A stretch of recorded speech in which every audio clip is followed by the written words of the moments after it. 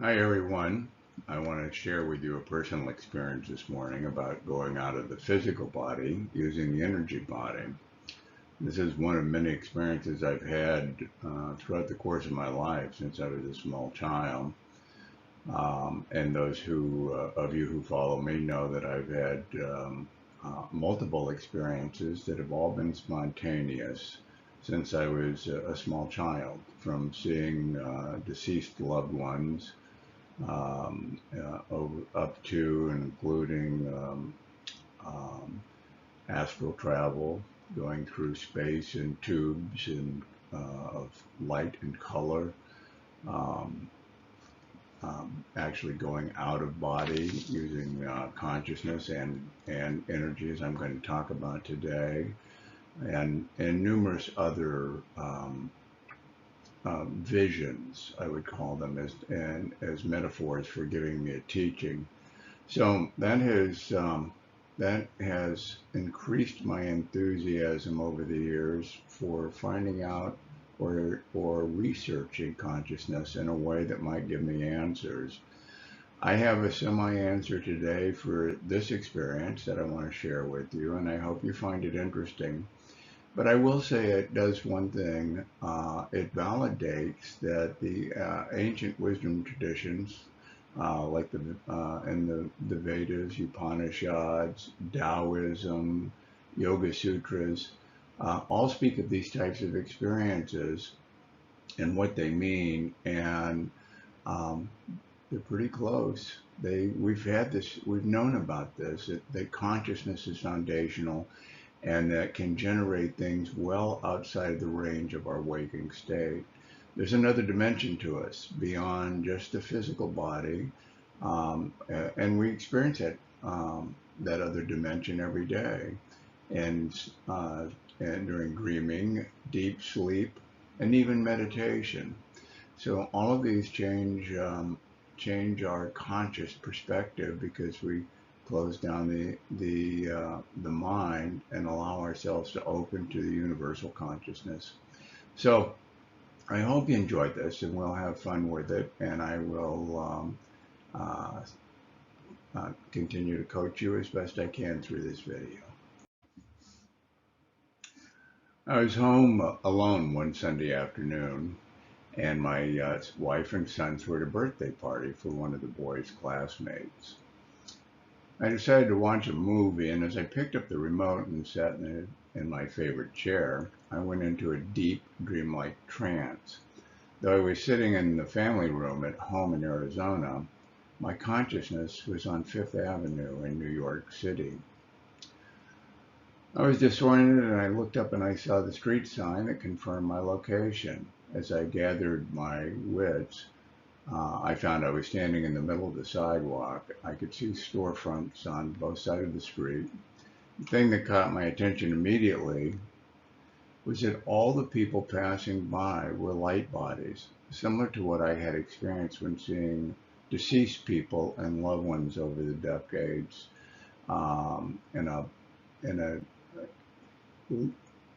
and just a beautiful white light uh, presentation that it's hard to explain. There's love filled with it, but I didn't sense love. It was just it was just the way I was seeing them in that way, but without the love, without the personal connection. They were walking by, they ignored me, weren't paying any attention, and I was curious, to be truthful. So while I've seen deceased light bodies and so forth, I've never experienced them in mass walking down the street as I did in this vision. So this was highly unusual, and that's what I want to continue to explore with you here. The mystery of this teaching was in the question, why was I seeing people in non-physical ways? The episode seemed to be about energy, or the energy body, and I thought I should investigate it from that perspective. In my research, I've read about well-established techniques for exiting the energy body from the physical body. Well, up to that point, I had never tried to do that because all of my exploration has always been done in a state of consciousness without my physical body, but nonetheless, the results were the same. So most of these visions, or most of these techniques, I should say, for going out of your energy body, or removing your energy body from your physical body, was to lay down, get into a light meditative state, and then imagine rolling the energy body out of the physical body. Having never practiced this method, I decided to explore it and trying to interpret this Fifth Avenue experience. What was going on here, and why was seeing these light energy bodies different than my other experiences? The out-of-body technique, or the out-of-body energy technique, uses visualization and intention to achieve results. And it takes a good deal of practice to become proficient. According to the teaching, people feel a shaking sensation just before exiting the physical body. After about a month of continuous practice, one night my body did start shaking, almost violently. And suddenly my feet started rising up, followed by my legs and my torso. But my head was stuck in my physical body, and I was upside down at a 90-degree angle, and my head would not release, and frankly became comical. I was very comfortable with it because of, I think, because of all of my experiences of going out of body. And once it disintegrated into a humorous moment for me, the whole thing was completely over. So I wasn't completely successful until the following night when I was able to lift straight out of my body, or lift the energy body straight out of my physical body. So my interpretation of that experience, I learned from this episode that we really do have a visible energy body within our physical bodies. Well, I'd always taken that for granted, based on my research of, again, the ancient wisdom traditions. Um, Now I had experienced it for myself and validated it in my own field of experience in a way that I didn't have to guess anymore. I was, well, you can say I was convinced. I'd known this intellectually, and even from my astral travel experiences. When I started astral travel, I did go out of body, or I did start the astral travel experiences in the beginning by taking my body with me. And I really never thought of it that way until I had this experience. Later on, my astral travels just was my awareness going through light tubes uh, and wormhole tunnels, and all filled with light and color. And then I'd end up at a destination somewhere, for example, on another planet, or in some metaphorical episode that was there to teach me a lesson. But this was concrete validation for me, and it also informed me that I had had these original out-of-body experience, astral travel with my body in my early stages of exploring astral travel. So this led me to conclude that the energy body serves as an ethereal frame, if you will, for the physical body, and acts as an interface for prana, or life force, that animates the physical body. So said another way, when we die and we're just consciousness, and we have a soul and a memory of the former body, we can animate that. We can come back, fill that recollection of that body with energy, and present a form of ourselves when we were alive. And I think this is what happens with our deceased loved ones. They can take that image of themselves and light it up with prana or chi, the life force according to Taoism um, or the Indian traditions, and even and so anyway, we can see it, and this explains to me why souls can make themselves known if they choose to do that for us. I learned through other experiences that the energy body can be contaminated by fear, causing the life energy to stagnate. That's one of the big reasons why meditation is so important just in our practical everyday life. Every day we're filled with stress, anxiety, and in the worst case, a deep fear about something that's going to go wrong or is going wrong. And that fear paralyzes our energy body. It creates stagnant pools of energy in the chakras.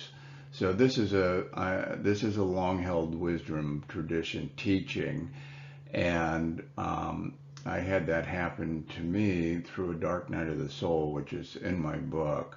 And I really came to have a wonderful experience with a cleansing technique that actually lasted for several days.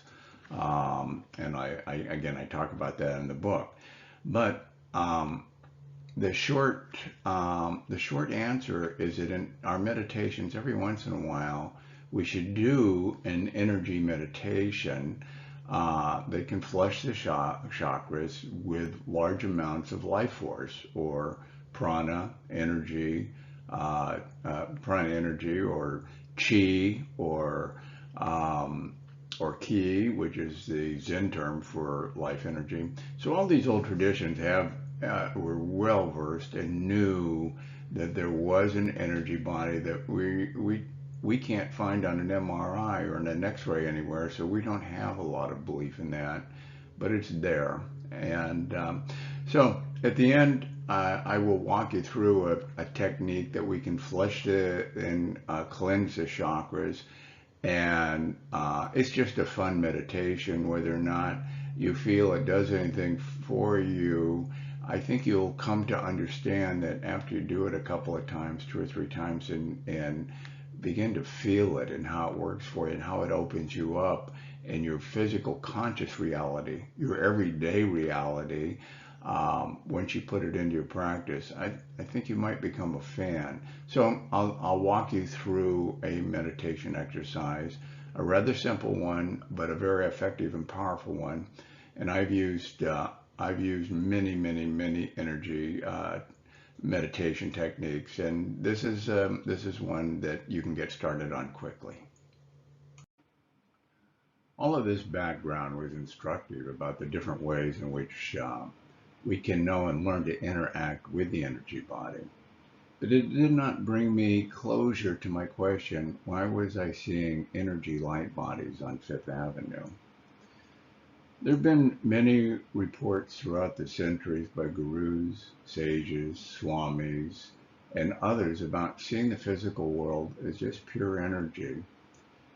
Paramahansa Yogananda is a famous yogi. You may have come across his book, The Autobiography of a Yogi. And he talks about experiences like this where he could visualize or see the world, the leaves on trees and all things around him as energy. And NASA physicist Tom Campbell, who is probably more current with the type of metaphors we use to describe these experiences. In his book, My Big Toe, which stands for my big theory of everything, it's about 1,000 pages. It took me a little while to slog through it, but it's really well done if you want more detail on experiments and things, because he was a consciousness researcher that worked with Bob Monroe at the Monroe Institute and carried out numerous experiences in consciousness. And his book's worth reading, or he's worth following from time to time on YouTube.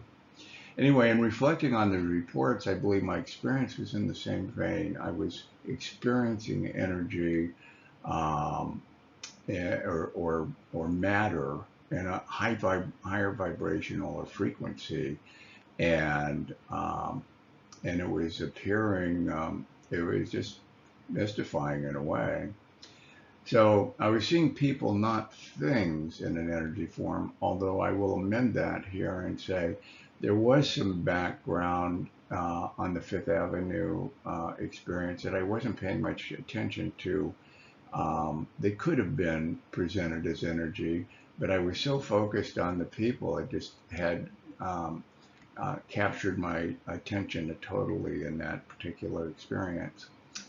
So Einstein said there is no matter, there's just energy slowed to a lower vibration to appear as matter.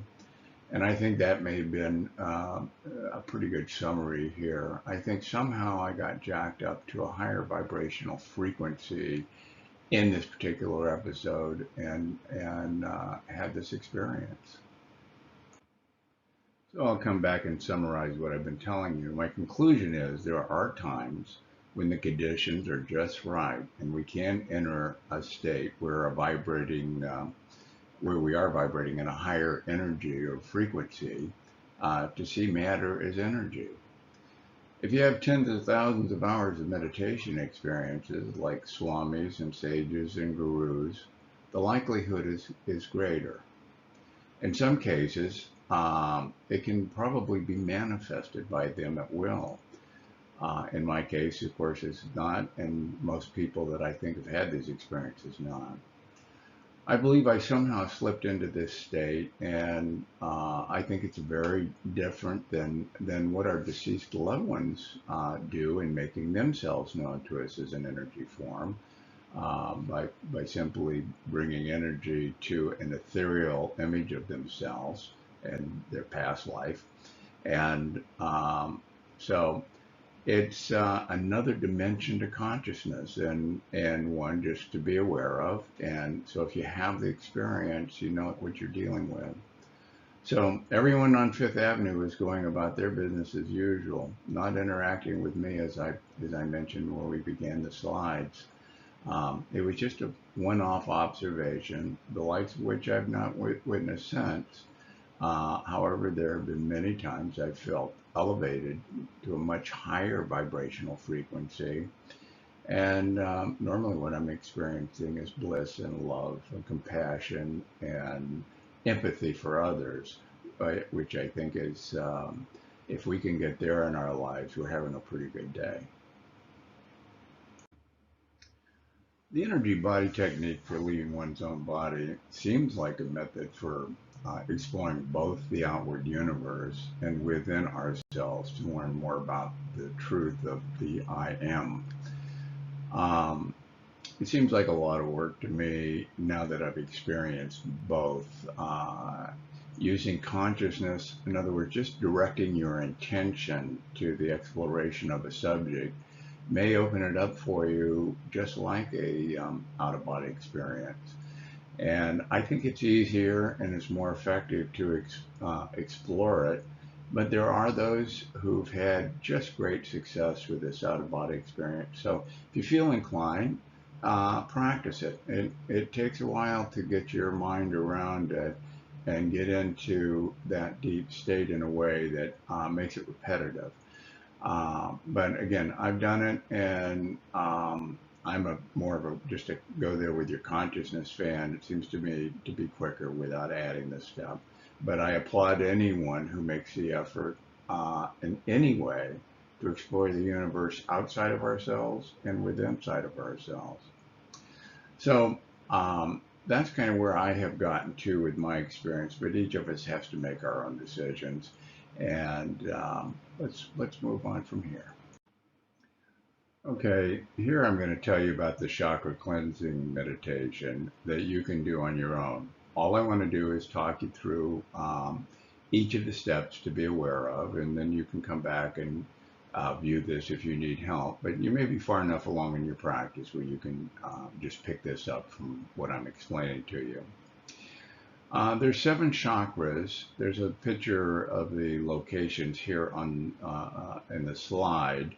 but it's not quite accurate based on what I'm going to tell you. So if you look at the very bottom chakra, it's showing it located right in the coccyx area. Actually, this is called the root chakra, and it's located just outside of the body, an inch or two. And the same thing for the head chakra. You will see, or the crown chakra up at the top of the head. There is that's located 1 to 2 inches out of the above the top of the head. Coming up from the base chakra or the root chakra, the next 4 locations are all located in or on the spine. That's what we're going to be talking about them.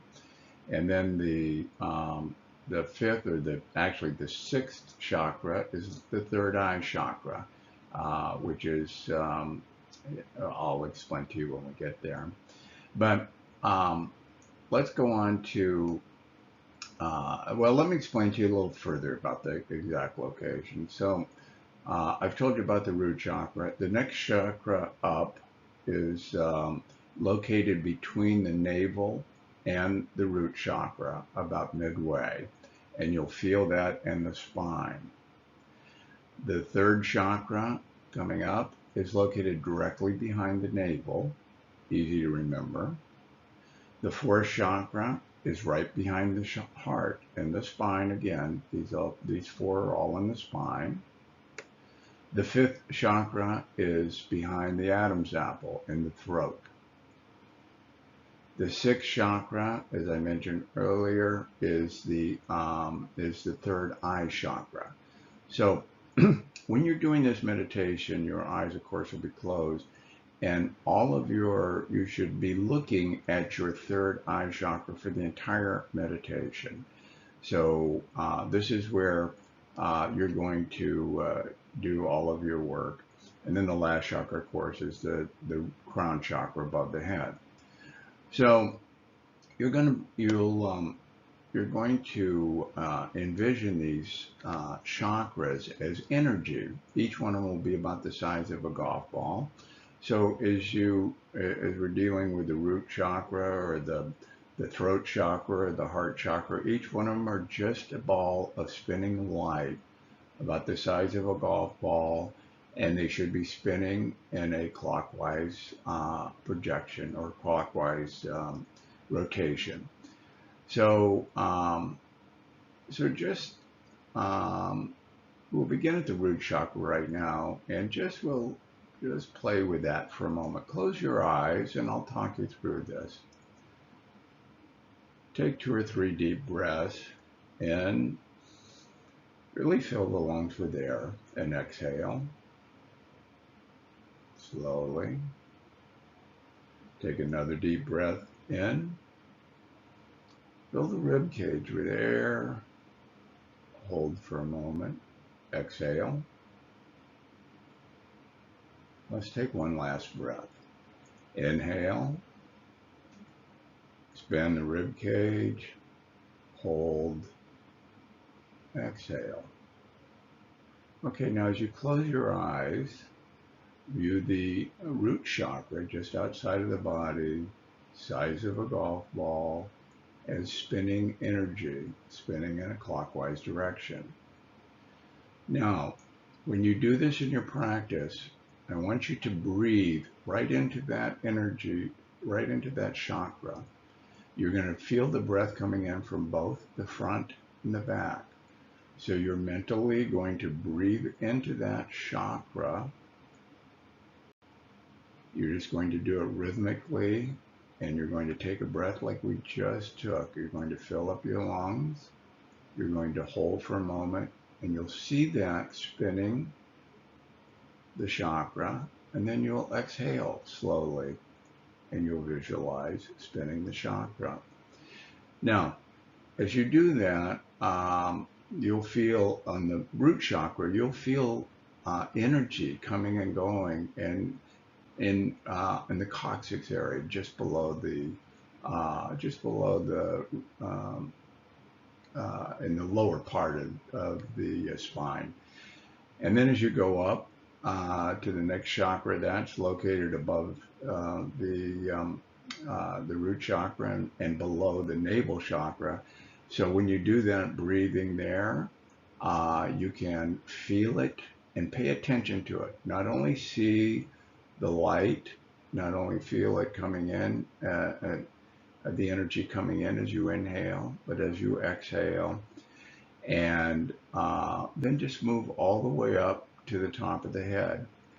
Now, when you get to the top of the head, you can collect all the energy in the crown chakra, and you can push it back down through the spine, through the third eye, through the spine, all the way back, and let it exit at the root chakra. So you can do multiple breaths on each chakra if you like. You can work just up the ladder. You can do one at a time, go to the top, and if you feel like you'd like to continue the practice, start all over again at the bottom. That's pretty much up to you.